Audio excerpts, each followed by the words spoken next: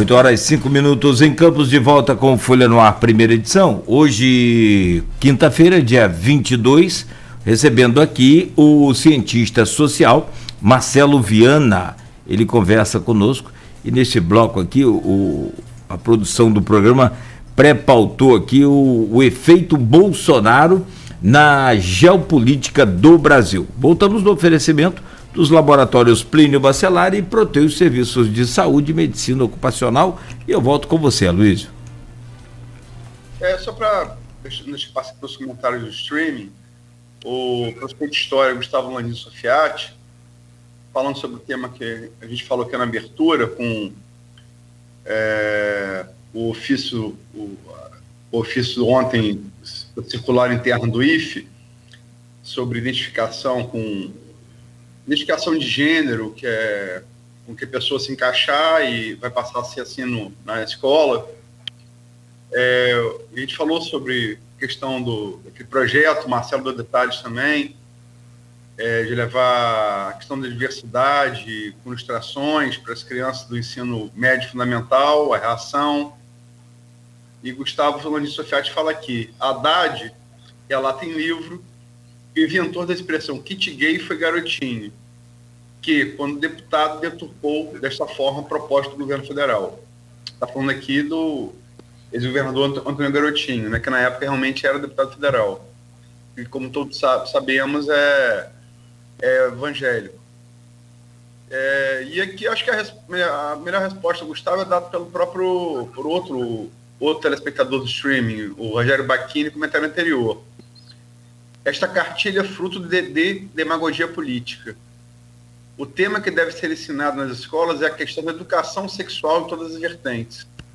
Como o Marcelo aqui, o nosso entrevistado, falou também, na opinião dele aqui, com a qual eu concordo. Dito isso, Marcelo, vamos pro tema pré-pautado. Como é que você, que pesquisa a questão da América do Sul, do papel do Brasil na América do Sul, da Unasul, como é que você dimensiona o efeito Jair Bolsonaro no continente? Olha, infelizmente, nós estamos hoje observando um ponto fora da curva na política externa brasileira. E não é só no continente, não. É no conjunto do planeta, viu? Nós praticamente estamos hoje em litígio com todo mundo. Chamamos todo mundo para briga. Exatamente o oposto de toda a nossa tradição diplomática, mesmo da tradição diplomática conservadora. É um ponto totalmente fora da curva. Nós hoje temos litígio forte com a União Europeia, né? Houve, inclusive, impropérios contra líderes europeus, falaram que a esposa do presidente Macron era feia. Imagina se isso é pauta, né, para se discutir no âmbito das relações internacionais. E tudo isso prejudica as nossas relações com a Europa, que é um dos grandes parceiros econômicos do Brasil. Outro lado, nós temos aí o Brasil cada vez mais depende da China para exportar os seus produtos primários, para gerar saldos em balança comercial e para importar insumos fundamentais para o país em todas as áreas, inclusive na questão das vacinas. E aí a gente parte com uma briga com a China que em nenhum momento nos provocou ou criou qualquer conflito com o Brasil. Depois, a gente adota uma política em relação aos Estados Unidos de fidelidade a um presidente, o que é meio que absolutamente inconcebível na história da diplomacia brasileira. Você cria um alinhamento, você até já teve, né, alinhamentos automáticos com os Estados Unidos, uma potência continental, mas mesmo isso era episódico. Então agora nós vimos um alinhamento com o presidente. Aí o presidente sai, nós estamos então em litígio com o novo presidente que entrou, que é o Biden, em oposição ao Trump. E na América do Sul, a gente também não está bem, né? Nós estamos nos afastando de todos os nossos principais parceiros, inclusive dos parceiros da Unasul. Então, eu diria que nós tínhamos acumulado um grande capital reputacional, reputação nossa, do Brasil, da diplomacia brasileira, era muito elevada, né? Isso criou um ambiente de confiança que permitiu criar a Unasul, criar a CELAC, que é pouco conhecida, né, que é uma instituição que conjuga, né, que junta, que agrega não só os países da América do Sul, mas todos os demais países da América Latina, também numa pauta parecida de integração de infraestrutura, de integração econômica, de integração de políticas sociais. A gente entra numa rota de litígio com as principais potências do mundo e nós não temos sequer poder de fogo para enfrentar nenhuma delas. Quer dizer, então, e por nada. Qual é o objetivo? Qual é o objetivo nacional que está sendo perseguido? Nenhum, né? Então, eu diria que nós nos isolamos e estamos criando crescentemente uma coalizão contra o Brasil. E se isso não for desfeito, isso vai nos custar muito caro. E não vai demorar muito para que essa conta chegue, né? Isso é briga de cachorro grande, não é espaço para amadores. Não foi por outro motivo que o ex-chanceler Ernesto Araújo, que adotou uma orientação muito ideológica para Itamaraty, foi substituído pelo atual chanceler, que até é muito discreto, pouca gente o conhece, o Carlos França, mas que está aparentemente procurando trazer, dentro do que é possível na conjuntura, né, a atuação do Itamaraty ao seu leito histórico. Vamos ver o que é possível. O fato é que o contexto mais amplo da nossa política hoje não está favorecendo a que a gente retome, vamos dizer assim, as orientações tradicionais e bem-sucedidas que nós tivemos na diplomacia historicamente. Não, concordo com você, gênero, número e grau. Eu posso, e outra coisa, o Brasil nunca foi, a tradição nossa, nunca foi de intervir em assuntos internos de outros países. Acho que salvo Guerra do Paraguai, quando a gente foi invadido pelo Mato Grosso. Você já se referiu a disputa da Bacia do Prata, né, entre Paraguai de um lado contra Brasil, Argentina e Uruguai. Inclusive, possibilitou a própria formação da Argentina na Guerra do Paraguai, né? Enfim, a tradição nossa sempre foi de não intervir nos outros países. Posso fazer um resumo, pequeno resumo, do período do Bolsonaro? Bolsonaro apoiou a reeleição de Maurício Macri na Argentina presidente. Se elegeu Alberto Fernandes. Bolsonaro apoiou Carlos Mesa, a presidente da Bolívia, né? E o eleito foi Luiz Acre. Bolsonaro apoiou um filho saindo da Casa Branca com boné Trump 2020. Bolsonaro apoiou Donald Trump, a reeleição de Donald Trump, a presidente dos Estados Unidos. Qual a relevância que o Brasil tem na eleição dos Estados Unidos? Mas, enfim, o eleito, todo mundo sabe, foi Joe Biden. Mais recentemente, o próprio Marcelo citou aqui, no Peru, Bolsonaro apoiou a Keiko Fujimori e Pedro Castilho foi eleito presidente do Peru. Se não bastasse a geopolítica, Bolsonaro apoiou a vinda da Copa América para o Brasil em plena pandemia. E o Brasil perdeu a final para a Argentina de Messi dentro do Maracanã. Ou seja, em nenhum campo, literalmente, parece estar sendo exitosa essa política intervencionista, né, Marcelo? Não, e não tem como ser. Veja, o princípio de não intervenção é um dos princípios que estão inscritos na Constituição que deve realizar a política externa brasileira. Isso está estabelecido constitucionalmente, um conjunto de princípios. E por quê? O Brasil tem que estar sempre do lado do direito internacional. O Brasil não é superpotência, não consegue moldar o mundo conforme o exercício de sua força, porque o Brasil não é potência militar, né? Então, a tradição brasileira foi sempre uma tradição de defesa do direito internacional, que é o espaço da norma e desses princípios tradicionais da convivência entre países e povos. Então, se você vai intervir em outros países sem ter meios para isso, você está só fazendo uma pataquada, se me permite o termo, viu? Porque é prometer algo que você não tem como fazer. E de mais a mais é equivocado, porque é incoerente do ponto de vista do que estabelece a nossa Constituição e é incoerente do ponto de vista de toda a trajetória brasileira, desde Rio Branco, né? Isso aí não tem cor ideológica, não. É o pragmatismo diplomático brasileiro nesse sentido. tem uma coisa que caracteriza o Brasil na sua trajetória internacional, é exatamente essa lógica de não intervenção, de não se miscuir em assuntos externos e sempre trabalhar no sentido de criar um ambiente internacional que seja favorável a uma maior autonomia do Brasil e a um maior desenvolvimento do Brasil. Claro, sempre enfrentando as dificuldades da conjuntura. Veja, o Brasil tinha que estar agora brigando com os Estados Unidos de Biden, com a China? Não, há uma rivalidade entre esses dois países. O Brasil tinha que estar negociando com os dois países vantagens de um lado e de outro, né? Vantagens voltadas para quê? Para a nossa segurança e para o nosso desenvolvimento, né? Então nós estamos fazendo tudo errado. Infelizmente estamos fazendo tudo errado, né? E veja, essa política autonomista, ativa, nós tivemos na história do Brasil de modo muito claro, em período civil, mas também no período militar, né? Nós tivemos as orientações que vieram lá de trás, no tempo da política externa independente. A política externa independente foi obra de Jânio Quadros com Afonso Arino, que eram quadros conservadores.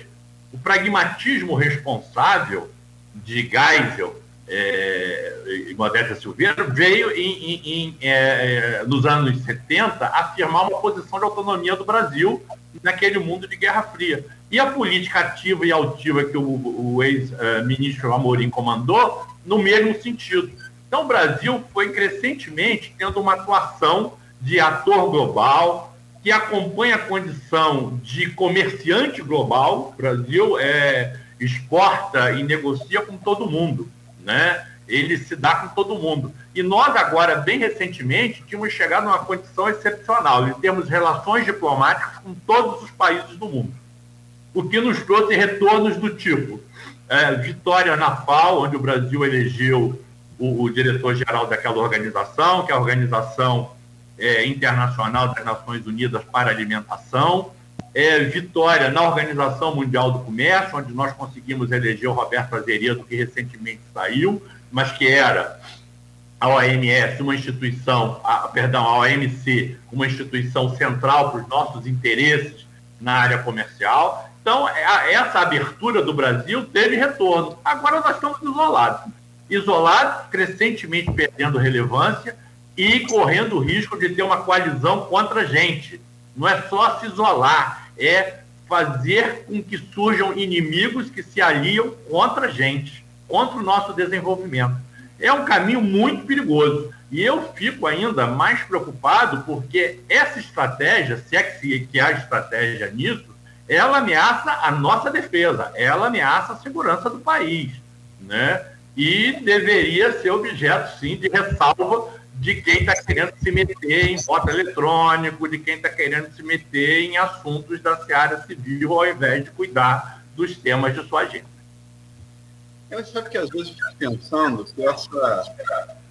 Está dando eco de novo, né? São aí. Parou? Parou.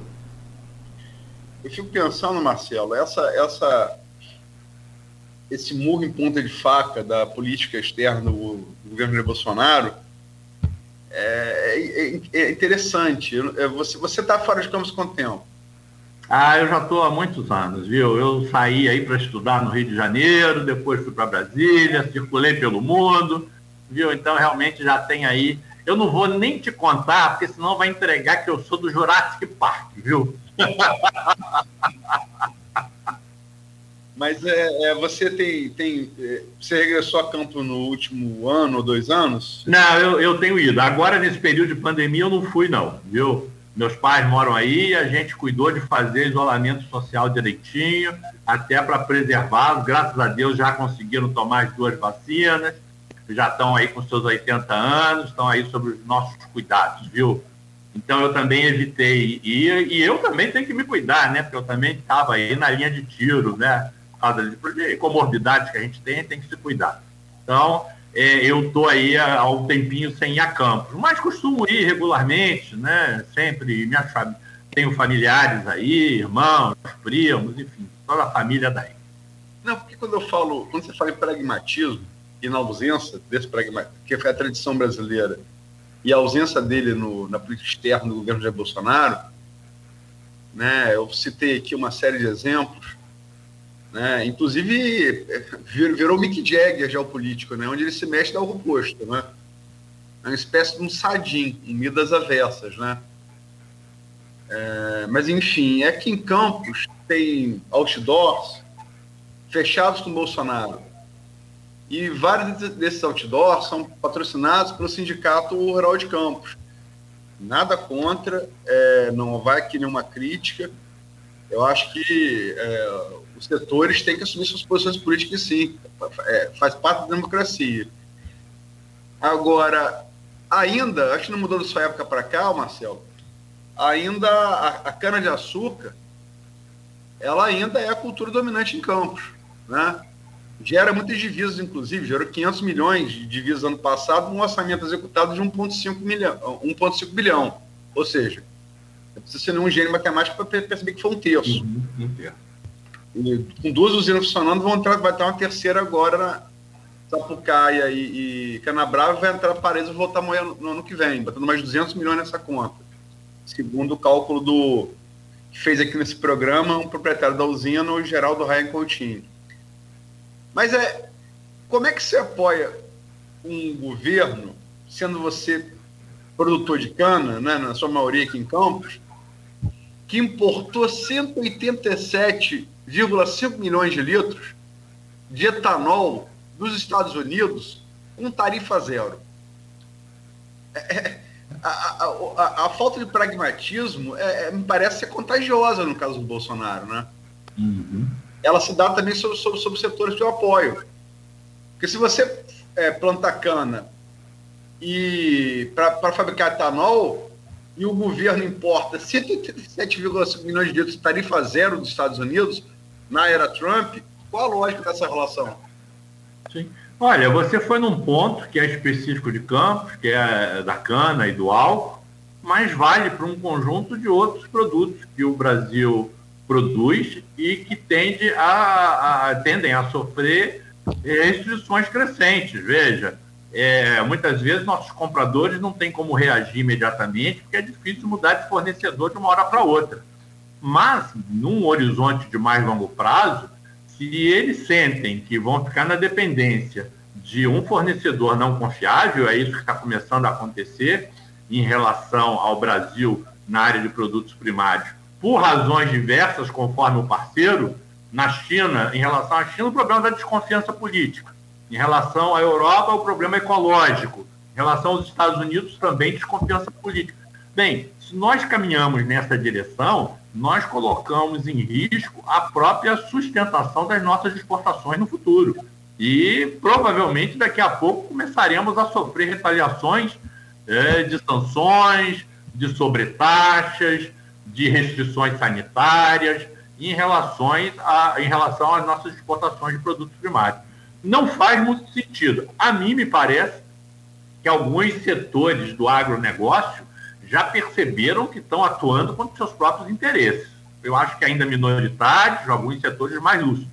E eu acho que os demais deveriam começar a se preocupar com seus próprios interesses e não embarcar em canoas furadas, viu? Eu acho. Agora, é aquele negócio que a gente pode fazer, é recomendar. As pessoas são livres para apoiarem quem quiserem, mas depois arquem com as consequências dos seus atos, né? Depois não venha dizer que eu não sabia, né?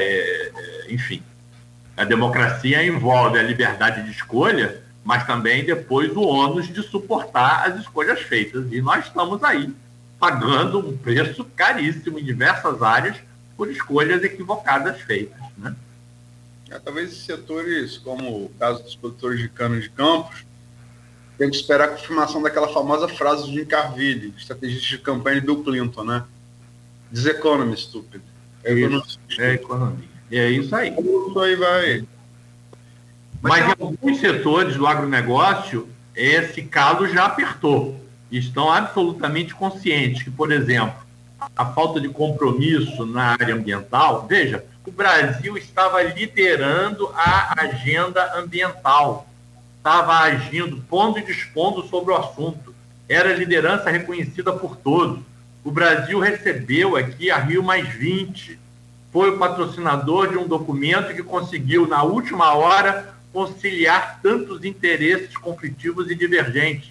Então você tem um enorme capital acumulado de reputação, de reconhecimento por conta de sua atuação. Você não só joga isso fora, como atua no sentido contrário, de trazer restrições e agravar problemas em outras pautas por conta de uma ação irresponsável na área ambiental. Isso eu estou citando apenas um caso. A gente pode citar vários outros, viu? Tem uma pergunta aqui, feita pela jornalista, feita no grupo de WhatsApp do programa.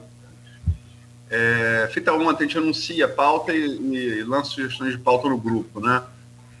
A Silvana Venâncio, jornalista de Bom Jesus Tubapuana, estiveram nos ouvindo. Beijo, Silvana, foi minha colega na FAFIC. Senhor Marcelo, existe algum país de grande potência que o presidente Bolsonaro tem uma boa imagem? E qual é a relação entre os países sul-americanos com o Brasil? Tendo em vista que Bolsonaro insulta o presidente argentino. Eu acho que a gente já tratou um pouco disso. Não tem. Nós não temos hoje relações boas com ninguém. Nós estamos isolados, né? Houve aí uma aposta de, vamos dizer assim, de vinculação a um presidente específico americano, né?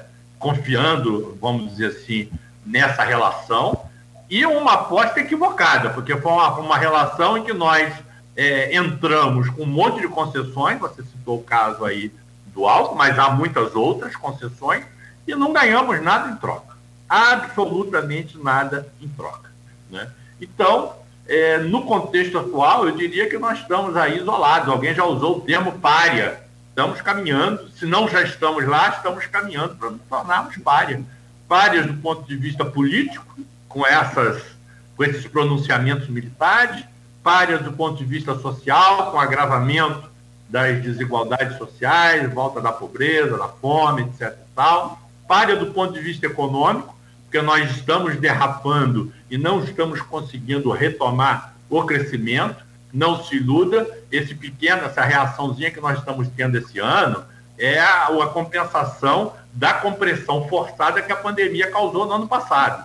É como se fosse um travesseiro, né? Você deitou sobre ele foi comprimido. Quando você sai, ele volta ao estado normal. Então, nós podemos até estar com uma impressão de melhora econômica, mas nada mais é do que a volta ao estado em que se encontrava antes da compressão artificial trazida pela pandemia. E depois vamos voltar àquele... Nem se pode mais falar em voo de galinha, né? A perspectiva, lá atrás, eu acho que essa conta teria até que ser refeita.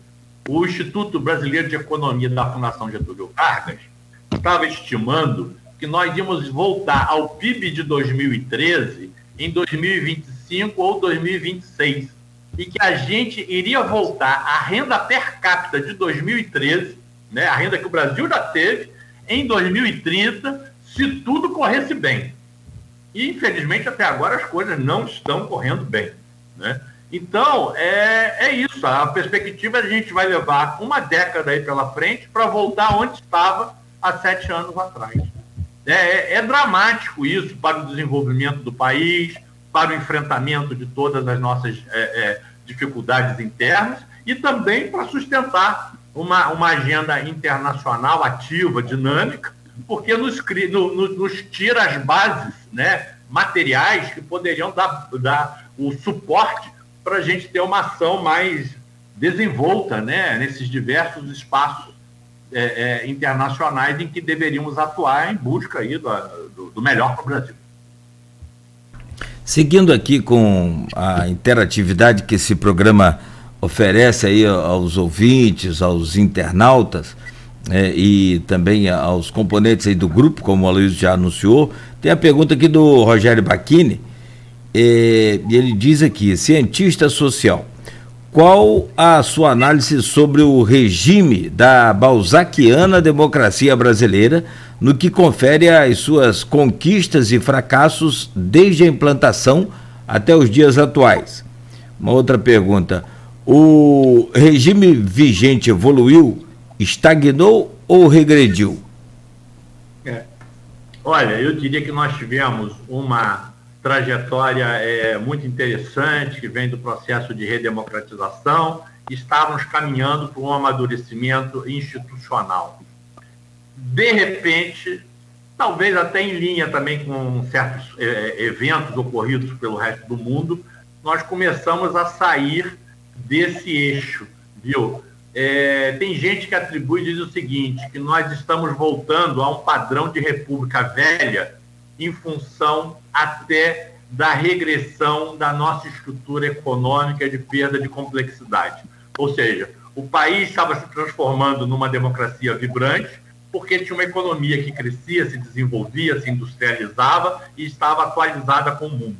Como nós estamos voltando, não sei se dá para comprar totalmente essa tese, mas eu acho que vale considerar. Como nós estamos voltando a ser um grande fazendão, antigamente era de café, agora é de soja, dependendo basicamente de soja, minério de ferro e um ou outro produto primário, nós estamos empobrecendo a nossa estrutura econômica, nós estamos perdendo capacidade em áreas de ponta da indústria e do desenvolvimento científico, tecnológico, perdendo capacidade de inovação. Então, a gente vai regredindo do ponto de vista socioeconômico. E isso acaba, de certo modo, tendo também impactos numa que seria, talvez, uma regressão política, viu? Então, eu diria que há, sim, riscos no horizonte de que a gente caminhe para uma república velha, o que é essa questão da briga de alguns setores pela volta do voto impresso, do que, se não, tentar voltar a um certo tipo de cabresto, né, que a gente já teve em outros tempos no controle dos colégios eleitorais e dos votos, né? Então, eu vejo que há motivos de preocupação, há riscos sérios, sim, e lamentáveis, porque aí estaremos na contramão do que teria que ser feito para a gente ter relevância, ter peso, né, ter importância nos espaços em que as grandes decisões mundiais são tomadas. Bom, são 8h32. Podemos fazer um intervalo comercial bem rápido para que a gente volte aí. Eu acho que esse último bloco, não menos interessante do que esses anteriores, né? Vamos falar sobre o Rio Norte Fluminense, e aí sim sobre Campos, nesse mundo globalizado que se já, né, focou bastante aí.